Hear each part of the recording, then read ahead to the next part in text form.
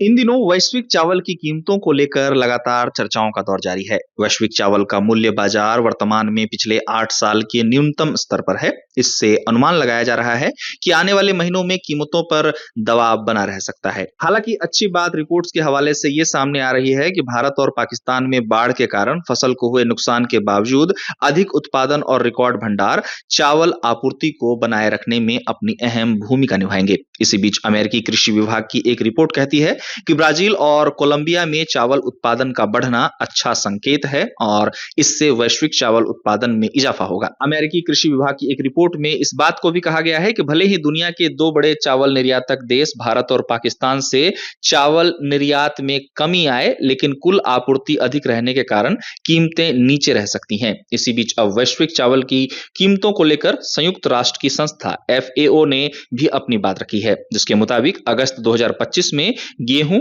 और चावल दोनों के निर्यात भाव कई साल के निचले स्तर पर हैं। FAO का अनुमान है कि इस बार वैश्विक चावल उत्पादन 2025-26 में 555.4 मिलियन टन रह सकता है, जो कि पिछले साल के 549.9 मिलियन टन से अधिक है। आपको बता दें कि FAO का ऑल राइस प्राइस इंडेक्स अगस्त में 2% गिरकर 101.4 पॉइंट पर आ गया है, जो कि पिछले साल की तुलना में 24.3% कम है। अब भारत में चावल भंडार की बात की जाए तो भारतीय खाद्य निगम के मुताबिक भारत के पास 1 सितंबर 2025 तक 37.97 मिलियन टन धान का स्टॉक था और गेहूं का 21.35 मिलियन टन, जो कि अब तक का सबसे ऊंचा स्तर है। बताया गया है कि भारत के सफेद चावल की कीमतें फिलहाल स्थिर हैं और अफ्रीकी देशों में इसकी मांग लगातार बनी हुई है। वहीं बासमती चावल की कीमतों को लेकर कहा गया है कि बासमती चावल की कीमतें सीमित स्टॉक और ईरान से संभावित खरीद की उम्मीद में ऊंची बनी हुई हैं। बता दें कि कुल मिलाकर लगातार तीसरे साल उत्पादन खपत से अधिक रहने की उम्मीद है।